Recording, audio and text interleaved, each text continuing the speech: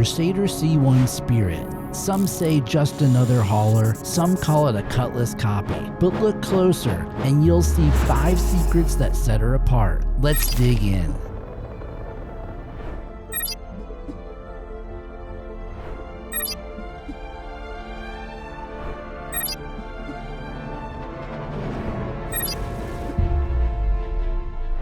When Crusader dropped the C1 Spirit in 2952, I'll be honest, I thought it was just another Cutlass clone in white paint. Sleek, sure, but did we really need another medium hauler?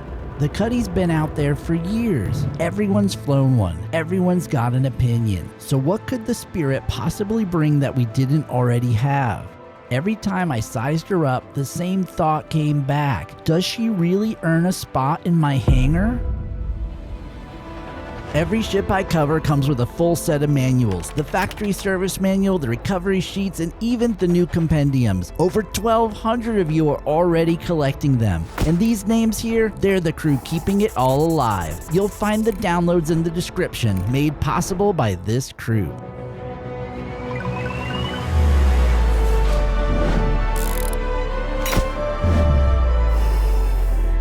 Hi, I'm Dusty Star, and today we're tearing into the Crusader C1 Spirit to see what makes her tick, and maybe, just maybe, why she isn't the Cutlass copy everyone assumed she'd be. Here's the thing, Crusader built the Spirit as a civilian hauler, not a militia multi-role. 2 crew, 64 SCU, a tractor beam, and even space for a ground vehicle. But underneath that, they leaned into what Crusader always does, design, polish, and comfort. Right away, she feels different. That's reason number 1, Crusader polish, but with its own attitude. The question is, does that make a difference in daily flying? Where the Cutlass was born chasing a Navy contract, the Spirit was civilian from day 1. And it shows. Inside, Crusader didn't settle for bare metal. They gave you bunks, lockers, and even a compact galley and bathroom. Port side, bunk, suit lockers, and gun racks. Starboard, another bunk, kitchenette, and yes, a proper bathroom. It's not luxury, but it's livable. Cozy enough to stay out here for nights at a time without feeling like you're roughing it. And that's reason number 2, creature comforts, a medium hauler you can actually live in. Up front, you've got size 3 hardpoints, fitted stock with M5A laser cannons. Solid enough for a starter loadout, but I've got other plans for these. Stick around and I'll show you better options for these mounts. Step inside and you'll find plenty of grid space. 64 SCU if you're counting. Big enough for 2 32 SCU containers, 1 per side. That's reason number 3, off-grid space. Not just numbers on a spec sheet, real room to haul, stage, and live. Here's the thing, getting these 2 size 32 SCU containers into place isn't a simple thing. I'll show you why soon. And down below, internal missile racks, tucked away until you arm them. She's packing a pair of size 4 racks, loaded with size 3 arresters. Sleek on the outside, but plenty of bite when it counts. Out back, Crusader gave the Spirit a stock tractor beam. But here's the twist, it's normally mounted on the roof. From the co-pilot seat, you can pivot it down to cover the rear bay. And that's reason number 4, double duty. 1 beam, 2 positions. Roof for reach, rear for loading. That kind of flexibility is rare, and I'll show you why it matters when we start loading her up. But here's the catch, Crusader's tractor beam setup doesn't quite play nice with containers this big. There's a trick to making it work, but you'll see what I mean in a bit. That's the Spirit's backbone, cargo space and layout. But a ship isn't just storage. Step past the bay, open a few panels, and I'll show you why this ship surprised me.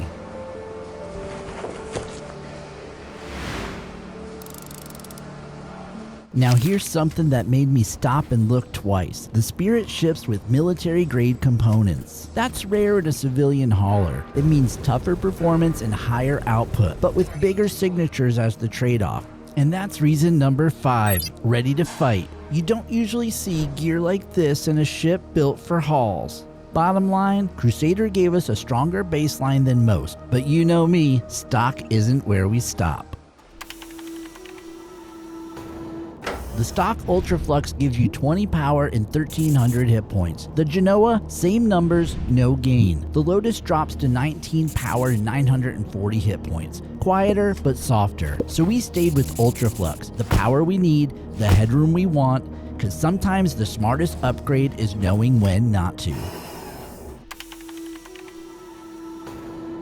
The stock full stop shields give us 4,740 pool and 880 hit points, and it trickles back at 249 regen. The Lorica, same pool, less hit points. Faster regen, but not enough to matter. The Rampart changes the game. 6,170 pool, 980 hit points with nearly double the regen. That's tougher shields, faster recovery, and more staying power. We swapped to Rampart, the pool that holds, the regen that matters. Stronger shields don't just tank hits, they buy you options. Stock Boreal runs 26 cooling with 650 hit points. The Alphys, 24 cooling and 700 HP. Not much of an upgrade. The Snowpack, 29 cooling, 840 hit points. More headroom, more durability. That's why we went Snowpack. The coolness we want, the toughness we need, because weak components lose ships. Stock Jaeger runs 278,000 max speed, but the cooldown takes over 22 seconds. The Huracan pushes faster at 314,000, but the cooldown drags nearly 38 seconds. The Chimera, 282,000 speed, 15.6 second cooldown, 163 range, and 1100 hit points. That's why we went Chimera. The speed we need, the range we trust, because every second counts. The stock M5As hit hard, but they fire slow and the mags run dry fast. We're swapping all 4 mounts to CF337 Panthers. Up front, you'll feel it. Higher fire rate, bigger ammo pool, pressure on target. All 4 together push over 2,000 burst and 1,100 sustain. You trade single shot alpha for constant damage. So we went Panthers. Sustained damage that sticks, firepower they can't shrug off. Stick around to see it in action in the upcoming combat test.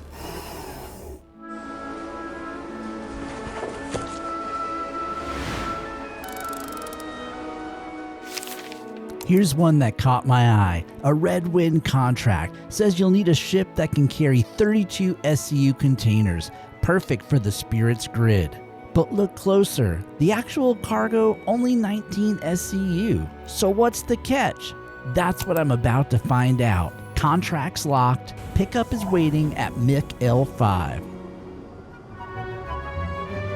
The Spirit was built for station halls like this, moving big containers across the system without breaking a sweat. But the question is, how easy does she make it? Punching Quantum to MIC L5. This is where the Spirit shines. Long hauls between stations, contracts the Cuddy just can't quite match.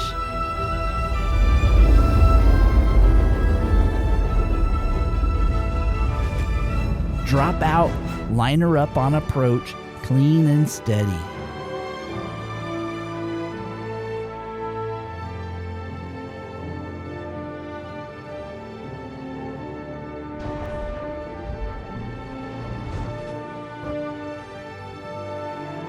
Spin her around, tail to the elevator. Always better to be ready when the freight starts moving. Now here's the curious part. The contract only calls for 19 SCU, but the fine print says you need a ship that can handle 32 SCU containers. So the question is, what's coming up that elevator? 4 4s, a 2, and a single. 19 SCU, exactly what the contract said. So why ask for a ship that can handle 32 SCU containers? Maybe it's just a training run, a way to make sure you're ready for bigger loads down the line. Only time will tell. Hop in the co-pilot seat, power on, pivot down. That's Crusader's trick beam sliding into place. From here, it's all about lining them up. The beam does the heavy lifting, box after box, straight off the elevator and onto the grid.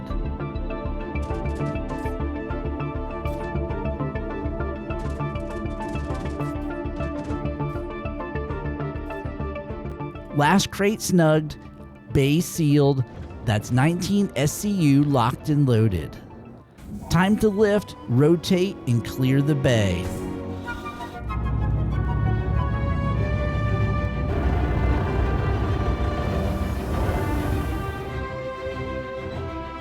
Next stop, Microtech. Quantum spooled, she jumps clean. No drama, no surprises.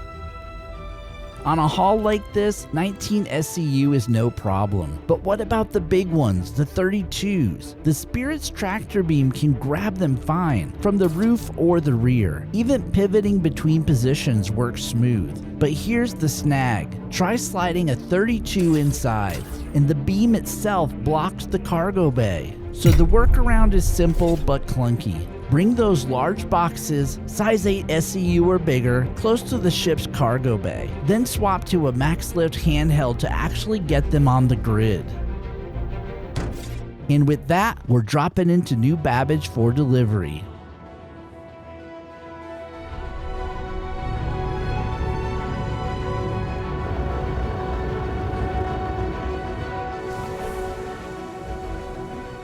Touching down at New Babbage with the tail to the freight elevator makes life easier on the offload. And here's the beauty of a roomy bay. Not just the boxes, but the Atlas riding shotgun.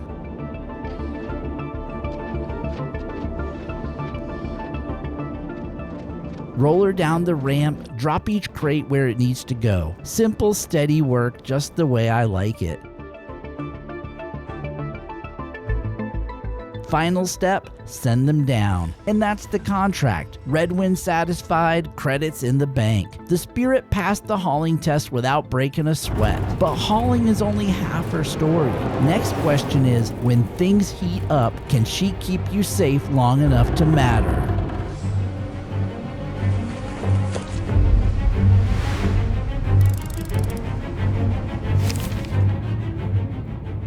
She's a hauler, not a dogfighter. I don't expect her to outturn arrows or keep up with Mustangs, but I keep asking myself, if trouble finds me mid-haul, can the Spirit keep me alive long enough to finish the job? First test, light fighters, fast, nimble, and a nightmare for a freighter. They swarm, they dodge, and I figured the Spirit's nose would never keep pace. But steady fire wins trades. The Panthers don't quit. Hold the trigger, keep her lined up, and eventually, even the quick ones fold. Next up, the bounty hunters. Hawk first. I'm landing hits, but I pressed too hard, held the trigger down and drained the mags dry. No guns left, just waiting for recharge. That's when you feel exposed. But the Spirit gave me the time. Shields held, guns came back online, and the Hawk folded. Then came the Renegade, a tougher fight, trading blows back and forth, every pass getting closer than I'd like. But the Panthers kept up steady pressure, and just before he could clip the hull, he popped. They hit harder than a Mustang, but they couldn't outlast 4 Panthers. And just when I thought I had figured her out, the gauntlet hit. Hornets, prospectors, multiple hostiles at once. That's the nightmare for a hauler when you're outnumbered, outgunned, and you have nowhere to run. I figured the shields would fold here, but those ramparts kept bouncing back, buying me seconds I didn't think I had. Seconds that turned into kills.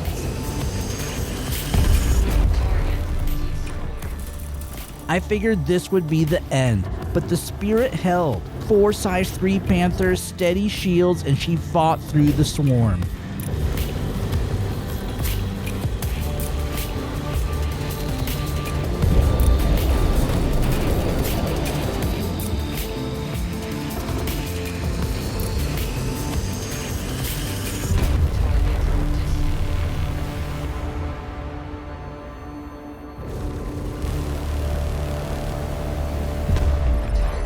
Not clean, not easy, but she survived.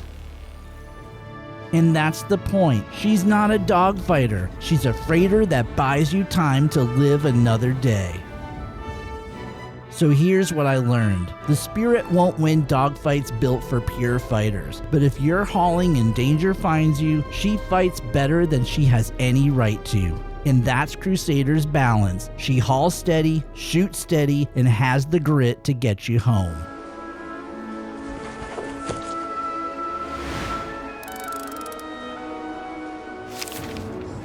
When the gun's cool and the cargo's delivered, this is where the Spirit shows her heart. Not in combat, not in contracts, but here. I came in thinking the Spirit was just Crusader's Cutlass clone. A ship built to check boxes, nothing more. But out here, she proved different. She's more than a hauler. She's a home you can set down anywhere in the verse.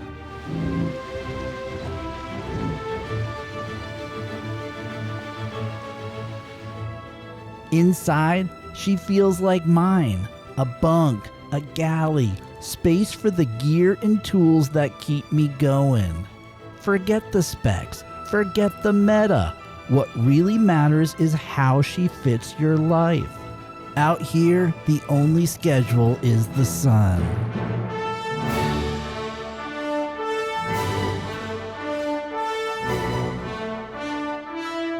Take a walk in the cool mountain air, crack a few rocks, and bring back what the land gives. It's quiet work, honest work, the kind that reminds you why you came out here in the first place.